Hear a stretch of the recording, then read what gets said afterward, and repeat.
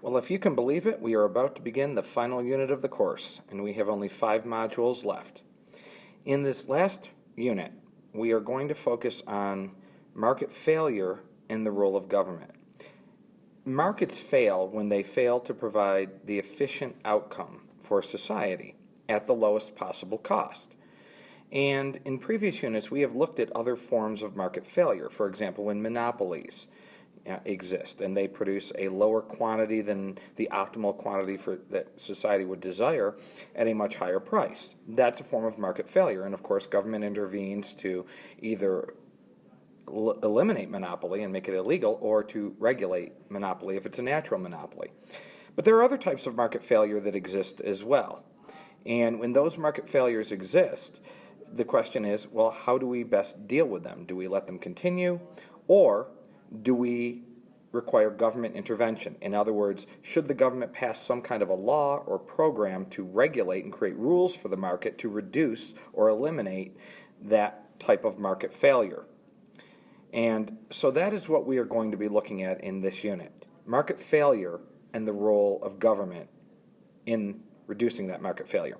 So in the first of the 5 modules of this unit, we are going to look at something called externalities. Externalities exist when a cost or benefit is put upon society in either a positive or a negative way, but it is not borne by the consumer or producer of that good or service individually, and so they don't take it into account when producing it. And so this could lead to an inefficient quantity of output for society, more or less than what society would desire if the externality was borne by the consumer or the producer. So in this first module, I'm going to introduce you to what externalities are all about. I will explain to you what externalities are and why they can lead to inefficiency in a market economy. I will discuss why externalities often require government intervention to deal with them, to either eliminate or reduce them. I will describe the difference between negative and positive externalities, and explain how, according to something called the Coase theorem, private individuals can sometimes remedy externalities rather than relying on the government to remedy the externality. Now, we know that pollution is a bad thing, okay? Whether it's air, water, or pollution of the land, it harms the environment, and it can lead to harm to individual human beings. So we see pollution as being a bad thing. Yet most pollution is a side effect of activities that provide us with good things. Okay, our air is polluted by power plants generating the electricity that lights our cities. So the pollution's a bad thing, but the electricity that we get is a good thing. And our rivers are damaged by fertilizer runoff from farms that grow our food. So oftentimes, the pollution that we produce as a bad thing is a byproduct of something that we're producing that provides us with something good. And it's a side effect of useful activities. So the optimal quantity of pollution is not zero. It's a cost of production. And we may be willing to tolerate a certain cost of pollution. Why? Because it provides us with a benefit. And if the benefit that we get from that pollution is greater than the cost we bear from the pollution, then a certain amount of pollution can be a good thing. But too much pollution can be a bad thing, and the cost of that pollution can oftentimes outweigh the benefit that we get from that pollution. So the question is, well, what is the optimal amount of pollution that we should allow? If it's not zero, and if it's not an unlimited quantity, how much should we allow? And, what is the optimal amount? So most of the electricity that we produce in the United States is produced by burning coal. And electricity is an economic good that we've said provides us quite literally with utility to the nation. However, the burning of coal creates pollutants in the air, in the water, and soil. Back in the 60s and 70s, it would create sulfur dioxide and nitrous oxide, which when combined with water in the atmosphere would rain down as acid rain, as nitric acid or sulfuric acid, and pollute the waters and kill off the fish. So that can be a bad thing. So there is a trade-off and a debate going on here. Environmentalists will argue that there is too much pollution because electricity producers, electricity producers, if not regulated by the government, fail to consider the harmful effects of pollution. In other words, if you're producing electricity because you don't bear the cost of the electricity, Excel, for example, doesn't bear the cost of that pollution, it's passed on to society, then they don't consider that as part of their cost of production, and they'll overpollute and pollute too much. Producers of the electricity will argue that governmental regulation unnecessarily burdens their ability to produce electricity at the lowest possible cost. Because if they are going to pollute less, they may have to buy more expensive clean coal, or they may have to buy scrubbing machines that scrub the toxic pollutants before they are released into the atmosphere. And all of that costs them more money to produce the electricity. So it raises their cost of production. So they're not happy with that. Economists see the pollution issue as a topic for cost-benefit analysis, looking at the marginal benefit we get from what we produce that leads to pollution and the marginal cost of that pollution. And economists argue that there is an efficient quantity of pollution where the needs of both the environment and the consumer of electricity are considered. So, pollution, like so many things, has both costs and benefits attached to it. The marginal social cost, what we'll call MSC, are the additional costs imposed on society as a result of one more unit of pollution. These costs include those borne mostly by humans, such as developing cancer, having asthma, and other illnesses that humans develop from taking in pollution into their bodies. Or costs that are borne by nature, the loss of different species, degradation of our water, soil, air, or climate. All of those are what we consider part of the marginal social cost of pollution. So what does the marginal social cost, what does the marginal social cost curve look like? Well, it is upward sloping. Well, why is it upward sloping? Because when pollution levels are small, or nearly zero, the next ton of pollution imposes very little damage to society. Nature can readily absorb it. However, at very high levels of pollution, the next ton of pollution can cause a much larger cost to society, as nature's capacity for absorbing it has greatly diminished. Now, there's also a marginal social benefit to pollution. The marginal social benefit of pollution, what we'll call MSB, are the additional benefits received by society as a result of one more unit of pollution. And you may be thinking, well, how can there be a benefit from pollution? Well, think about what it takes to prevent a ton of pollution. Industries, if they are going to prevent a ton of pollution, have to use scarce resources like labor, capital, and land to install new technologies to prevent the pollution. These scarce resources have value or benefit in alternative uses. In other words, if we're using those resources to prevent pollution, if we weren't doing that, we could be using those resources to produce something else that we want because they're scarce. So if we don't use them to prevent a ton of pollution and allow the ton of pollution to exist, we receive that benefit elsewhere in society. So what does the MSB curve look like? Well, it is downward sloping. Assume that pollution is completely unabated. And if we look at the curve, it would look like this. Okay, so we see the upward sloping marginal social cost curve that we call MSC, and the downward sloping marginal social benefit curve that we call MSB. And why is the MSB curve downward sloping? Well, assume that pollution is completely unabated and pollution levels are very high. At this point, to reduce one ton of pollution is very easy. This means that the value of the necessary abatement resources is fairly small. So the benefit of not using them to reduce pollution is small. Suppose we reduce pollution to the point where there is only 1 ton of pollution left in society. We have used all of the easy or low-cost abatement methods to this point, and all that remains is the most costly method that we have. The necessary resources are extremely valuable in other uses to society. So if we don't use them to reduce pollution, we will enjoy a great deal of benefit in those other uses. So it is very easy to reduce the first ton of pollution, and very inexpensive, but it's very difficult to reduce the last ton of pollution, and very expensive. This means that the benefit of the first ton of pollution is very high, and the benefit of the last ton of pollution is very low. So, what is the socially optimal quantity of pollution? It's the quantity of pollution that society would choose if all the costs and benefits of pollution were fully accounted for. So, if you look at the graph, okay, where Q optimal, okay, QOPT, is where the marginal social benefit is equal to the marginal social cost of the last ton of pollution emitted. This is the quantity of pollution that makes society as well off as possible when all of the costs and benefits of pollution are considered.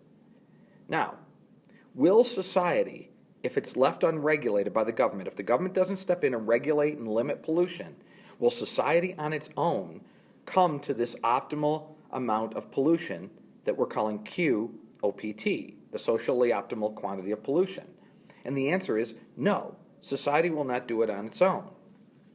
And why is that? Now, before we get to answering that question, here's another tip for the AP exam. When you see an externalities graph like the one that we just looked at, treat it like a typical supply and demand graph with different labels. What you think of as the upward sloping supply curve becomes the upward sloping marginal social cost curve. What you think of as the downward sloping demand curve is the downward sloping marginal social benefit curve. And where the two intersect is the equilibrium point, or what we would call the socially optimal quantity. That's the socially optimal level of the externality.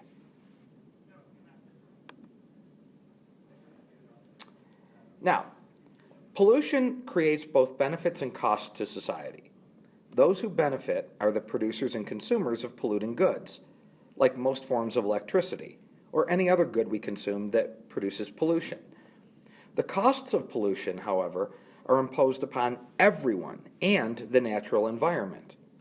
So a consumer of electricity in the Ohio River Valley certainly benefits from it. The power plant producing the electricity certainly benefits from it. And since pollution is a byproduct of burning coal, the benefits of the pollution accrue to the consumers and the power plants. But there are people living to the east of the Ohio River Valley who are receiving the pollution from the coal-burning power plants. Some of the particulate matter that comes out of a smokestack in Ohio ends up being carried through the atmosphere and landing in Canada or in northern Europe. These people and their environments are not benefiting from the electricity produced in Ohio, but they are bearing some of the cost of that pollution. These costs, then, are known as external costs because they are borne not by the beneficiaries of the good that is produced, but by other people who don't benefit from it. Because the unregulated market doesn't care much about the cost of pollution, the polluting good, electricity in this case, will be produced until the marginal social benefit of the pollution emissions is equal to zero.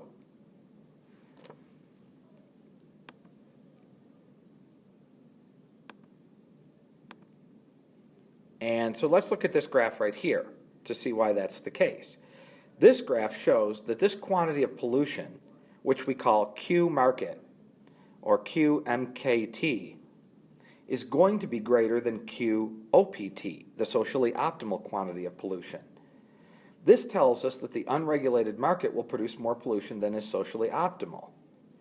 Think about why that would be the case. Because the consumers and producers of the good are not bearing the cost, or not the only ones bearing the cost. So they will produce it until the marginal social benefit is equal to zero, and that's at Q market.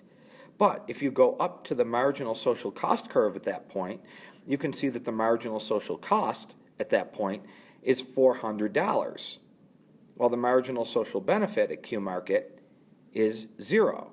So the market outcome is inefficient.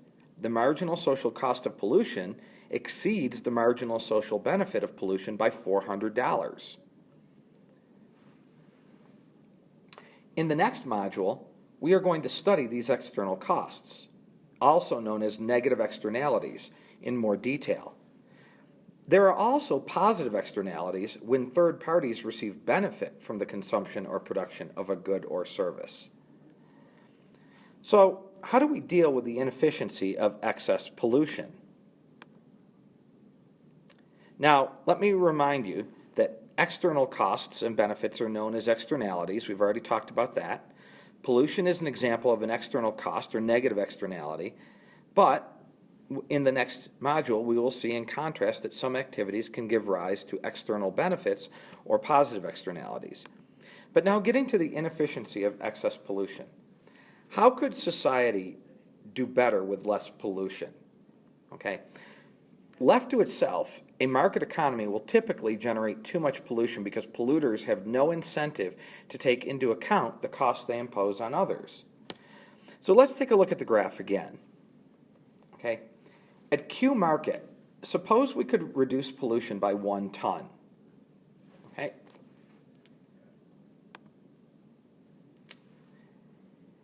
What would we lose? Well, look at the shaded area of this graph. Since marginal social benefit is 0, 1 less ton of pollution would come at almost 0 sacrifice to society. What would we gain? Well, since the marginal social cost in this example is $1,000, if we reduced pollution by 1 ton, we would avoid nearly $1,000 of harmful costs.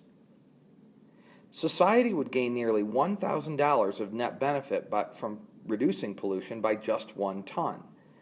This is true of the entire range between QOPT, the optimal quantity, and Q market, the quantity produced by the market left on its own. So society would gain the shaded area of the triangle between the marginal social cost and the marginal social benefit if pollution could be reduced from Q market to QOPT.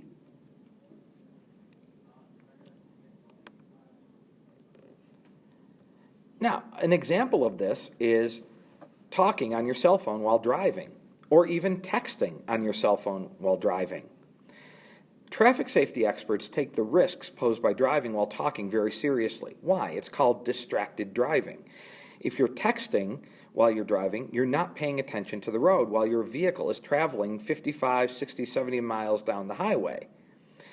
And if you're talking on the phone even, your eyes may be on the road, but you're thinking more about the conversation that you're having with someone than you are concentrating on your driving.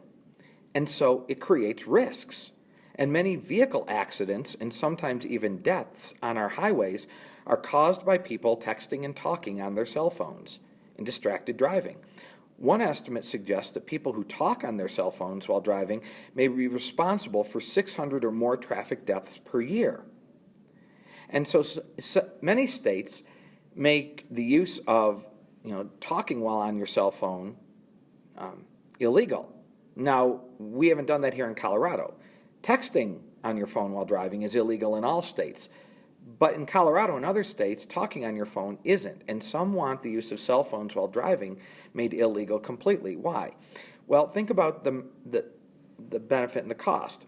To the individual using their phone, they're getting the benefit of whatever value there is in communicating with someone else through talking or texting.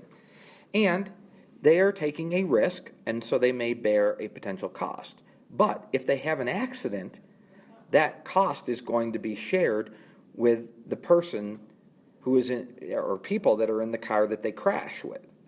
And so those people will suffer injury or death. And they didn't get any of the benefit of talking or texting on the phone. So it's an external cost that they bear, and it's all borne by them, and that's why some people might not take that into account when they're talking or texting and driving, because the costs are shared externally with someone else. Now, what we're talking about in this unit are government interventions in the market economy to deal with externalities. But some economists have suggested that there can be private solutions to externalities, that maybe the market on its own can solve the problem of the externality without government intervention. A country's balance of payments accounts summarize its transactions with the rest of the world. Okay.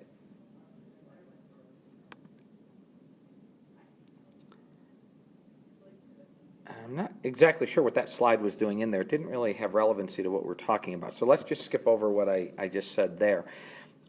This one deals with the concept of private solutions to externalities. there's something called the Coase theorem, and the implication of Coase's analysis is that externalities need not lead to inefficiency. Individuals have an incentive to find a way to make mutually beneficial deals that lead them to take externalities into account when making decisions. When individuals do take externalities into account, economists say that they internalize the externality. So why doesn't this happen naturally? Why don't people just naturally internalize the externality, take the cost into account, deal with it without government intervention, and then eliminate the externality? Well, one of the biggest reasons is because of the transaction costs involved in internalizing the externality. What people have to give up to internalize it can prevent individuals from making efficient deals. Suppose you had a house in a lovely neighborhood that was worth $200,000 in the real estate market. The house next door is sold and a new neighbor, Bob, moves in. Bob proceeds to install a pig pen in the backyard and fills it with pigs. Pigs do what pigs do, and before you know it, your property value declines so that it is worth $150,000 in the real estate market. You are the victim of a negative externality. Well, what can you do on your own? Well, you could call the police or some other government office, but is there a way to handle this privately with your neighbor, Bob? Ronald Coase, in 1960, wrote that so long as property rights are clearly defined and transaction costs are minimal, a private solution can be found to a situation such as this. What is meant by property rights? Now, for the AP exam, be prepared to identify and explain the reasons the Coase theorem won't always work. Because even though Ronald Coase came up with this theory that the market can deal with externalities on its own privately, many times it does not. And the government has to intervene to deal with the externality. So be prepared to explain why the Coase theorem will not always work in practice. Now, here are some examples of transaction costs before we deal with a couple of scenarios. The costs of communication among the interested parties. Costs that may be very high if many people are involved. If many people have to be involved in the decision to deal with the externality, it can be difficult and expensive to get them all together to make a decision. The costs of making legally binding agreements may be high if doing so requires the employment of expensive legal services. There could also be costly delays involved in the bargaining that has to occur to end the externality, even if there is a potentially beneficial deal. Both sides may hold out in an effort to extract more favorable terms, leading to increased effort and foregone utility.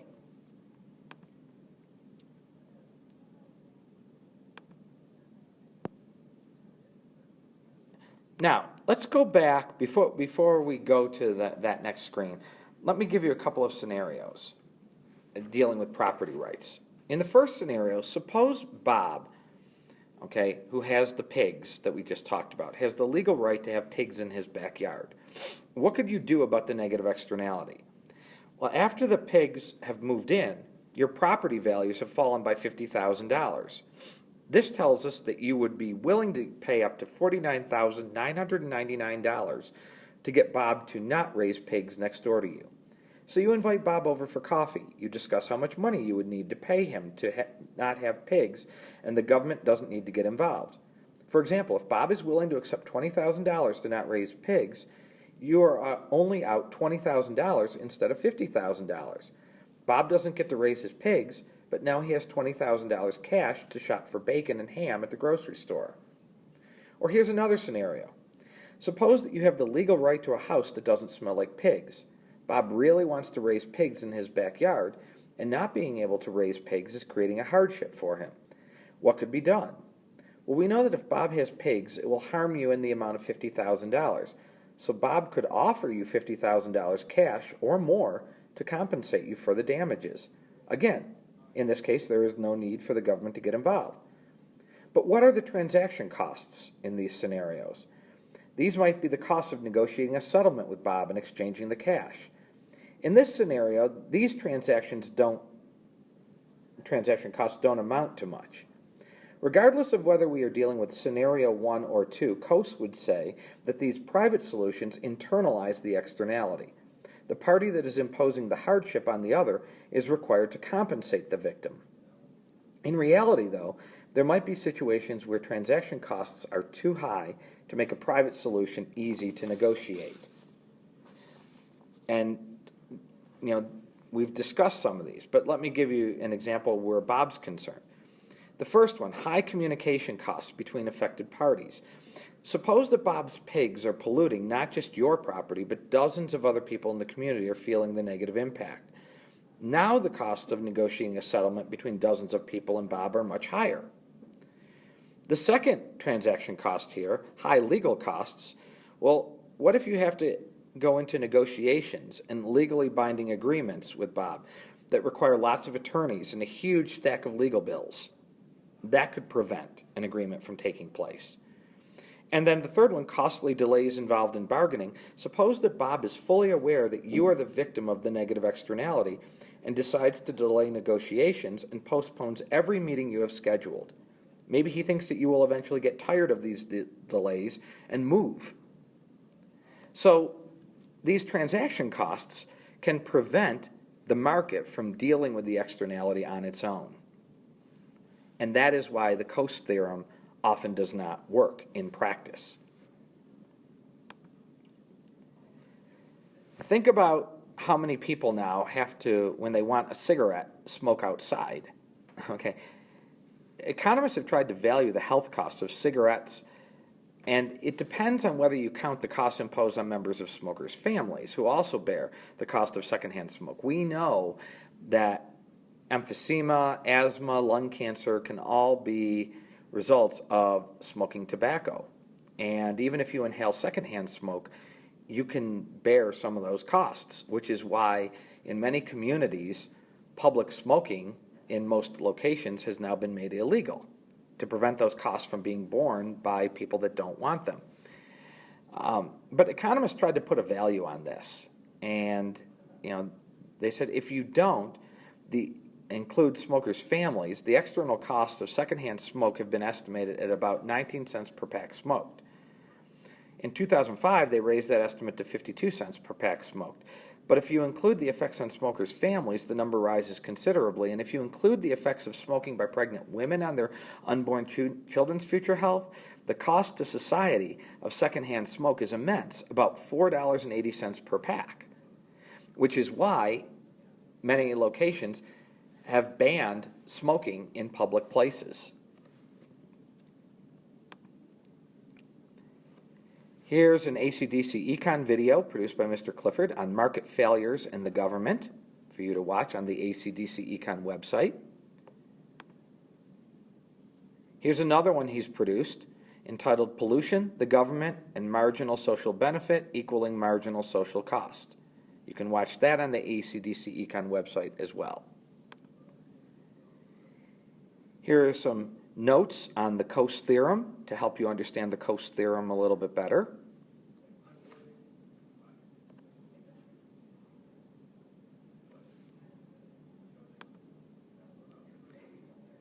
Here is an activity that we will do in class on marginal social cost and marginal social benefit.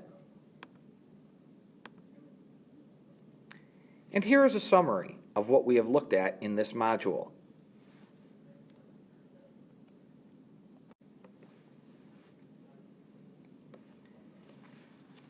And this concludes our look at Module 74, Introduction to Externalities.